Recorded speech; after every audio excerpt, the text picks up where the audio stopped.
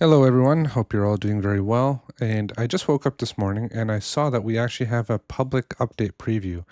And a lot of people messaged me about this and they were all excited for it. So I quickly skimmed through it, but now I want to read it in more depth with you guys. And from my initial skims, I honestly, I think this is going in the right direction at this point. It took a while, but it's finally happening. And I think these are really, really good changes. Um, Now, a lot of you are probably, maybe some of you are not going to be happy with this, but before you guys come to any conclusions, I think just give it a try, play a few games, and try out the public update preview. Right? I think it's open until May 13th. Everyone should go and try it out and give their feedback to the developers. They're honestly making an effort to make this game even better than it is. So let's try our best as well and go and play. Give as much feedback as possible. Don't just base this on the changes without actually playing it. There's one thing to read something, but there's one thing to actually play it and experience it, and it's two completely different things. So first off, casual players are going to enjoy this. There's new AI personalities, right? So you got the Conqueror, you got the Overwhelmer, Supporter, Passive, Economist, Mythical, and Humanoid. So you got all these different types of personalities. I remember when I was a kid, this is when I was really young. I would just go and play. Like if I wanted to play against Genghis Khan, I would try to play against Mongols, and I would keep on refreshing the game until I got Genghis Khan. And then now that if I was that same kid, I would put him as a conqueror, and then try to play against somebody that I read about so much and thought was pretty cool. So you know maybe this will make your games a lot more enjoyable if you're playing single player. So just go and check it out. But the thing that I'm most interested in, and I think a lot of the people watching are very, very interested in, is the balance changes. Now, there's a whole boat of graphics changes, audio changes, UI changes, amazing stuff right now. It's even though the game is a year old, that they're still making a push for all these things. It's great. It doesn't help that every patch something gets broken, but the fact that they are still trying, so we've got to give the devs a little bit of credit there, and let's get started on the gameplay. Okay, there are some important things here in the fixes, but due to the lack of time, it's 9:07 right now, and I usually get to work around 9:30, or around 9-ish, I'd say. But so I'm just gonna speed it up. This is the biggest change, in my opinion, in the entire pup, which is berry gather rate reduced from 0.8 to 0.7. Increased food contained inside animals by 25%. All right. So and then herdables, the fattening is slower, and hunting equipment is now available one age sooner for all civilizations. So hunting equipment is the one that gives your villagers a little bit more tankiness. So what does this mean? Like, you can read what the developer said. The above changes are a coordinated effort to re-incentivize players taking map control. Right? So they don't want you to sit in your base anymore. They want you to go and fight over the map. And I'm telling you, I've been saying this from day one. This is the way to go. A lot of you guys are casual players that say, I don't want to go and fight at like 6 minutes and the game be decided. I don't think the game is going to be decided at 6 minutes. I think you guys might be overthinking it. Just go on. If you're playing somebody that's the same level as you, chances are he's not going to be able to kill you at 6 minutes, even if you have to go outside of your base for food. Now, the things are very different. If you're playing for somebody who is maybe 300, 200 elo higher than you, maybe he can kill you for sure. Maybe if there's a Civ matchup issue, like for example, if you're playing a very weak early game god and your opponent has a very strong early game god, let's say Poseidon versus, I don't know, Poseidon versus, okay, I'm having a brain fart right here. I just say Poseidon versus Gaia or something. I think Gaia is actually pretty good in that matchup, but I don't know. If you're playing a matchup where one civilization is very strong early on and one civilization is very weak early on, yeah, there's a chance you might die at 6 minutes. But I don't think, if you're playing the same elo, you probably are going to be fine. Don't get overwhelmed. Don't think that this is going to ruin the game for you. Give it a shot. Try it out. I'm telling you, when you're actually moving out on the map, you're making decisions and you're fighting for territory. That's where the fun in RTS is. Okay, it's not just sitting in your base, huddled up, making a super army, and then attacking your opponent and killing him. For some, yes, maybe it is. I mean, I can't speak to everyone, but for a lot of us, it's actually RTS is real-time strategy. It's about decision making, right? You want to make constant decisions from, the first couple minutes all the way to the end of the game. If you already know that, I'm going to sit in my base, just mass 15 spearmen, 15, axemen, 3 sphinxes, and then a move across the middle of the map, then you're making your decisions outside of the game, right? You're making your decisions before the game will even started. And there's not that much skill or that much fun in that. Whereas now, you're going to have to make decisions on the spot, right? So this is going to change a lot, and very welcome change from my part. All right, Masons are adjusted. They just made it a little bit simpler to understand. Instead of getting hack armor and crush armor, they just gave it straight hit points. Same thing with architects, just straight hit points. I'm just going to skip that a little bit. Crush armor on all siege weapons increase. So now, if you have a catapult and you're attacking a Petropolis, it won't die as fast, or vice versa. Siege on siege is going to be a little bit more. It's not gonna be as quick. It's going to take longer to kill other siege weapons. Persine reduced from 75 to 50. I think this was necessary. Assault Amphora was reduced from 75 to 50. Cost increases as well. So why was this necessary? Because I think water went in the perfect direction where we're actually fighting for water now, and water maps feel like water maps, not just land maps with a little bit of water sprinkled on the side, right? Now they're actually water maps, and they're actually water maps because you have to fight. If you don't, you're going to miss out on so much food gathering. The issue is the fact that if you lost water, it was game over almost all the time because this was too big. 75% extra food gathering on your fishing ships in age 2, that was massive, right? So now they toned it down to 50% rather. They also increased the cost of Salt Amphora. I think more than Persine, I think Salt Amphora was a bigger culprit. It gave way too much gather rate for a fishing ship, so you would be way too far ahead of your opponent. This is just going to tone it down a little bit, which is it's a good change, I think. Okay, so let's just keep on going. Deathmatch. I think most of us don't play deathmatch. It was a one small change. A relic got changed. Spawn pigs are now spawned at any town center and no longer follow the rally point. This is so good. This was necessary. I remember I got this relic and then I had all of my buildings in my temple waypointed to my enemy, and then the pigs would just keep on spawning and following my army, which was kind of annoying. All right. Respawn time reduced or increased from 120 to 150.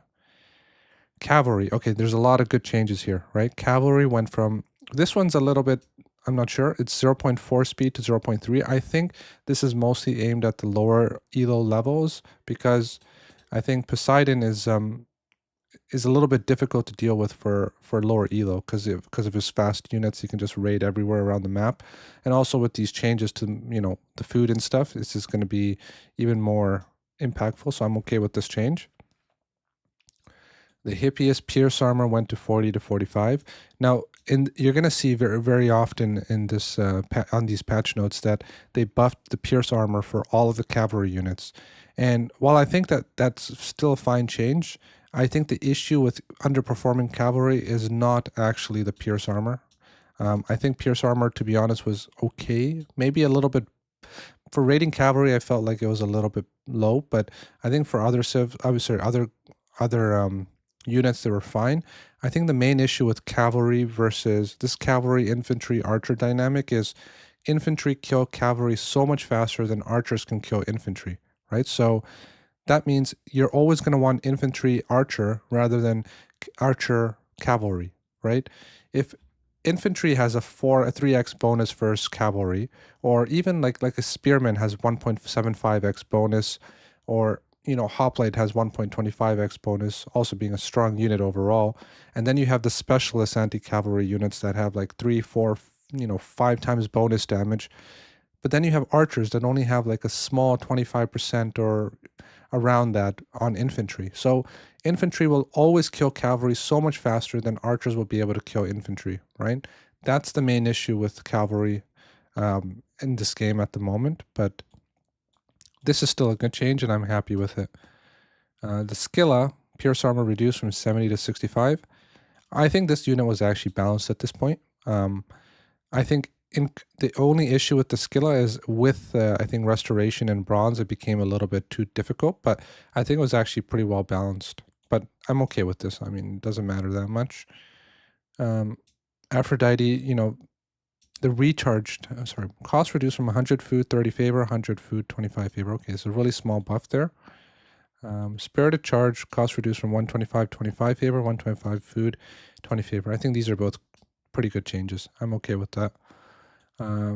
Bronze went from 40 to 35. Bronze was still very, very strong. I think a lot of people, especially at the top level, they would say if your opponent bronze, just run away. Don't even bother trying to fight or defend an area. You're not going to be able to. Bronze was really, really strong. Now, the issue is, I think bronze on myth units was way stronger of an effect than bronze on human units. So I think maybe this is just a complete nerf to everything. So maybe it's okay, but I think the main issue was being bronze on myth units was really powerful. But I'm still pretty okay with this change. Okay, so the Egyptians. Right now, a lot of people are saying Egyptians are broken at the top elo, but let's see what we got here. Monument area. Remember, guys, also another thing that this is not the patch yet. This is the public update preview. So all of these can get changed based on the feedback that you give the developers, right? So if you don't like something, you need to be vocal about it and create a following about it. Now, the one thing I don't like is, being one person being too vocal about all their changes and sometimes, impacting others. If you just be vocal one or two times in a respectful way, don't just keep on making thread after thread of thread complaining. Just give your thoughts and just move on. But anyways, let's continue. Monument area empowerment no longer affects other monuments. So I think this is a big one. Like Ra would be able to get like 10 Sphinxes out because if you empower one monument, it empowers all the other monuments too, right? So I think this is good. What I don't think is good, I think this one right here, the area empowerment effect reduced from 70 to 60% of the strength of a pharaoh. So I think this is Ra's major bonus, right? Like Ra has a couple good bonuses, but this is the biggest one. I think it's going to make it really complicated at this point. Like, when should I move my pharaoh to my monument to empower everything? Or should I just keep my monument, my pharaoh on food? I think this is going to create a lot of complexity for a lot of players. Even myself, I don't know when I would do it. I'd rather keep it a little bit more simple, keep it at 70%, and change something else that Raw needs a nerf in, right? If Raw needs a nerf, I wouldn't change this. I think this is fine. Set adjusted animals of set food to match herdable changes. Okay, that's fine. Adjusted priest animal conversion duration to match the huntable animal changes. Okay, that's fine as well. Basically, you know how they made the changes to the hunt above? They're kind of adjusting set for the same thing. That's how I read it. Human units. This is where it gets interesting. The spearman got a massive buff, you guys saw, right? But I think it was a little bit too good. Now its bonus damage to verse cavalry went from 1.75 to 1.5. I think this is fine. And its cost went up by 5 gold, which also I think it's okay as well. Training time increased from 11 to 11.5 to 12.5. I think this is going to take away a little bit of the identity of Egyptian classical age fighting. I think Egyptian was always the civilization that can spam a lot of trashy units and then overwhelm your opponent. So, I mean, I wouldn't really touch this. I think also like now you're kind of making Egyptian units kind of like Greek units, right? Because you look 50 food, 20, it's kind of like a hoplite now. It's still cheaper, but it's starting to get closer and closer to the hoplite itself. The issue, I think a lot of players are having trouble using Egyptian units well. See, the thing is, higher elo players make use of them well, and they're very, very strong. But lower level players, I think, can't make use of them as well because they're very low HP and they're hard to control, right? You have to get them on the right unit. You have to micro, and that creates a lot of problems for Egyptian units as well. So, sorry, for lower level players, right?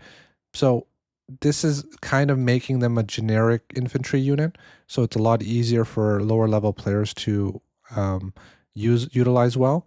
And I think the power level is just coming down a bit so that higher elo level players can't really abuse them as much. So do I think this is a good approach? I honestly, the way I think about Egyptians in my head is the early game, like the classical age units from the racks, these units are your spammy, trashy units that you use when you don't have an economic, you're not an economic powerhouse, you don't have a lot of the map, you don't have a gold mine, you make these units to kind of just survive, maybe do a little bit of aggression with them because they come out and train a lot faster, and you can get more out.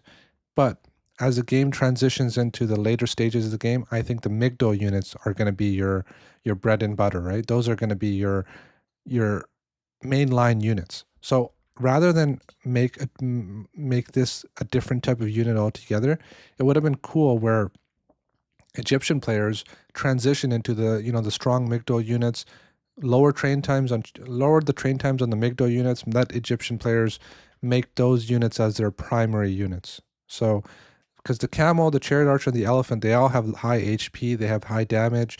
They're very good general purpose units, right? So you want to push in the direction that, okay, if you're an Egyptian player, make these units survive, do a little bit of damage if you have to, but then you're going to go straight to the Migdol units, and those are going to be your main units. Like, the Greek player has the Toxote, the Egyptian player has the chariot, kind of like that. That's your mainline unit, right? War Elephant, this is the same thing I was telling you guys. All the Pierce armor for all the cavalry units went up, except for, I think, the Tiger Cav. Okay, Priest, a lot of people were saying the Priest was really weak in Age 2. I don't really think I've noticed that. I thought it was kind of fine, but a lot of people have said it, so maybe I'm wrong in this instance. So that got changed. And range reduced. So basically it's stronger early and it's toned down later, right? Minion got a buff. I agree with this actually. A lot of people say that Ancestors was fine and stuff, but I don't agree with them. I think it was really, I won't say it was really bad. I think now that the game has higher population caps and a lot of I think like heroes in general are a lot stronger now than they were in the older games. So like minions, if you use just minions on armies, they would not do that well. You kind of had to use them on, I don't know, villagers and kind of like raiding and stuff. You couldn't use it directly on fights. So I kind of see why they're buffing this. However, I think a better buff to this is if ancestors spawned a little bit faster, because right now they spawn so far away from each other, and they also spawn really slow. So by the time one spawns, it's already dead to a hero unit. I think instead of buffing its hack attack, I think just let it spawn a little bit faster, and I think that would change a lot of things. All right, the Wadjet got a little bit of an increase in favor. I think this is fine. I don't really think the Wadjet was in a bad position anymore. I think it was a fine unit. I don't think it needs a nerf anymore. At least in my games, I thought it was fairly well balanced at the moment. The Sphinx, I don't think was well balanced. I think you can spam so many of these, right? And they're just good all around. Where you see the Wadjet had its use cases, right? It's very slow. It requires a little bit of micro, and it's very vulnerable. The Sphinx has almost no weaknesses once you get the upgrades. Now, they are expensive. You need 2 of them, so I understand. But this unit had almost no weaknesses. So this one needed a little bit of an adjustment. I think this one was kind of fine. Yeah, that's how I feel about it. The other issue is I think if you're going to nerf it this is a fairly hefty, actually 2 favors not really going to do that much either. So maybe it's fine now. Let's give that a shot. And then anyways, Monuments to Gods, the cost reduced. That's fine. I think it was 700. It was really expensive too, so. Clairvoyance, this is the one that gives Set vision across the map, his first stage god power. And it got a buff, so it's cheaper now, and its research time is reduced, so that's good. I like that change. Spirit of Matt, research time reduce. Oh, this actually increases priest and pharaoh hit points by 10%. So this is good. I like this change, and I think this is a buff to Nephthys overall, right? So yeah, these are good changes. Nephthys was not getting used as much, whereas everyone was just going Citadel, right? So now there's some more incentive to go Nephthys. Good changes. Lifesteal on Scarabs increased. Lifesteals on other myth units increased. I don't think this was necessary. I think this was a very good technology. Just people have been kind of sleeping on it. Maybe they'll get more use now. But yeah, this was a good technology overall. I tried it with Sphinxes before. It was pretty good. Cabinet damage required. Okay, this doesn't matter. Rain adjusted as follows. Cost increase from 30 to 40. Repeated cost increase from 15 to 20. I think this is Um, I think it's probably still fine. Raw just, but the thing is, you're nerfing Raw three ways, right? I don't think any god deserves to be nerfed three ways in one patch. If you're gonna nerf the god, I think start off slow. Maybe leave this alone for now. You've already nerfed the two things above, and those two things are huge. You're also nerfing sphinxes. So there's so many nerfs that are happening right now. Citadel got nerfed as well, I think, right here. So, and then Eclipse got nerfed as well. Developers, if you're listening, I think maybe just leave this alone for now. Yes, it's strong. I know it's strong, but like this civilization got nerfed across the board in many many different ways. So I think just take it easy for now. Eclipse nerf, I think this is a good change as well. 66 seconds on a god power. It felt like it lasted an eternity, right? So this is a good change. Citadel, the favorite cost increased from 125 to 150. A lot of people were just like getting 3 citadels, and it was way too tough to even attack into them. Now the thing is, I think this needs a little bit of a damage nerf. Like it does way too much damage. Um, Maybe this is also needed, but I don't know. I think a damage nerf is definitely more needed than this. All right, Norse. So same thing. You see, like the raiding cavalry was 35 base. I think the raiding cavalry could probably even go a little higher than 40. I feel like might be fine. But yeah, just buffs across the cavalry across the board, which are good.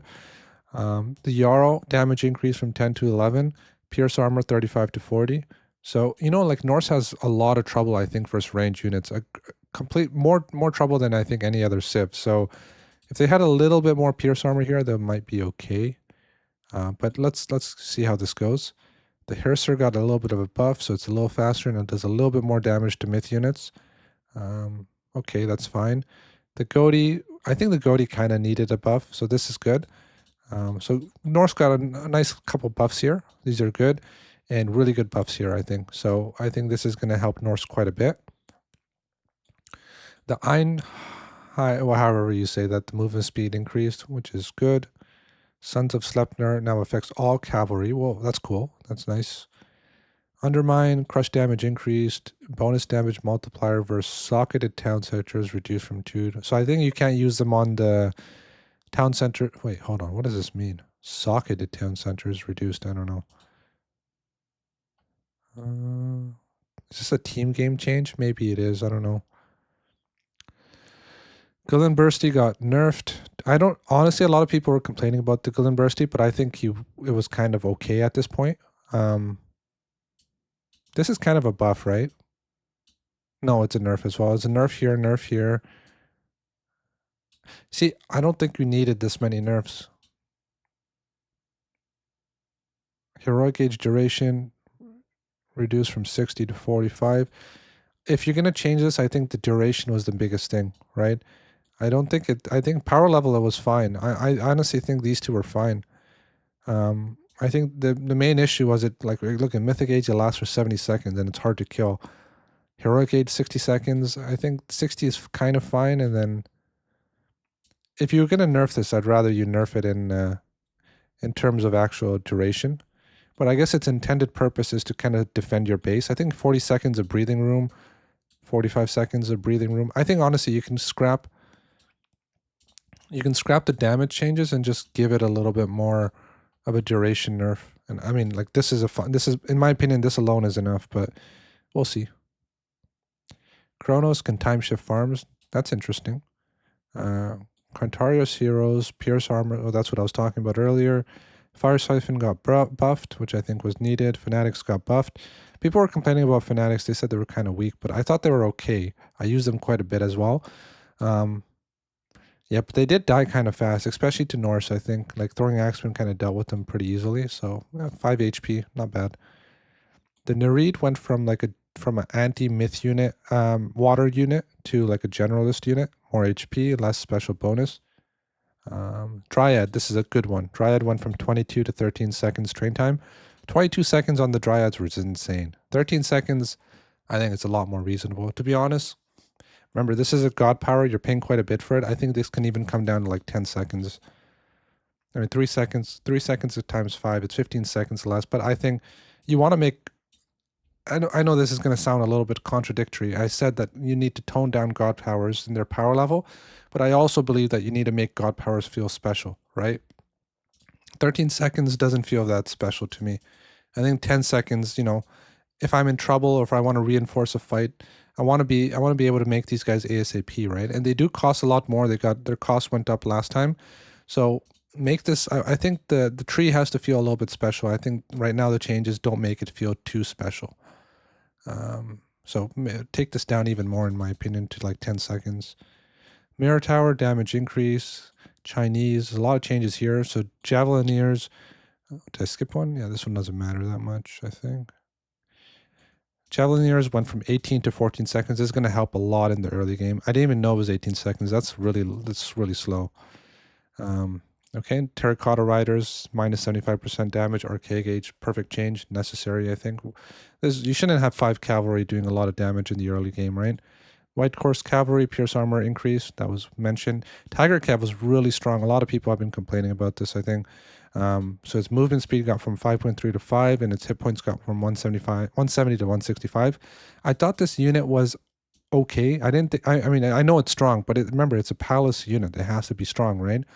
But now it's going to be more like a Jarl, like a really tanky, slow unit, but it does really well. Yeah, okay. And the Sage heal rate increase, okay, that's a good change. I'm going to make more Sages now for sure. Tao Wu adjusted as follows. Dash ability no longer affects farms, animals, and heroes. Good change. Damage reduced. The Quang Qi. This guy needed a nerf. This is the flying myth unit for H2 from China. It did so much damage, and on top of that, it flies. So it went from 22 to 18. Good change. Line of sight reduce. Movement speed reduce. A lot of nerfs actually. I think. I don't think we needed all of these nerfs, right? I think just the damage nerf is kind of okay. And I think it's a little bit on the tankier side for a flying unit. It just takes forever to kill. And especially for Norse players, I think it's kind of difficult to deal with it. Oh, this is bad. Ability cooldown reduced from 5 to 3. It's going to be so annoying to deal with, right? You're raiding your opponent's base. Your opponent sends its Hersers. And by the time you send it, he just flies off and runs away. I think, honestly, the only changes were needed was the damage this. And if anything, the ability cooldown should have been increased. So when you land, you can't just run away instantly, right? This is almost instant. 3 seconds, you can just land and run. This, please don't do this. Change. I think this should be either kept at 5 or it should even be increased. And then get rid of this. I think this is not a big deal. I think it was a fair unit. It's just a little bit too on the tanky side. And it had a little bit too much DPS, right? DPS got nerfed. It's still a little bit tanky, but I think it's still fine. I don't think this should happen. Favorite land was, dogs were giving a lot of favorite land that got nerfed. Herbal medicine, Shenog just got increased, the heal rate. And a couple other changes. I don't really think these are going to impact us that much. I'm just going to skip those because I have to go to work. 9:30. Earthwall no longer affected by wall upgrades. Could change. And the rest is not much. So I honestly think, guys, these are good changes. These are changes that are going to shift the meta. These are going to be interesting. We're going to see how it goes. I'd love to talk more, but I have to go. So I'm going to post a link in the video description as well. Just take a look. And then also go and play this. Go and play as much as you can, the pup. And then give your feedback, right? See if you give it an honest try. Don't just read the changes, say you don't like it. Give it an honest chance and then give some feedback to the developers. All right, guys, thank you for watching, and I will see you guys in the next video. Looking forward to reading your comments. Okay, bye.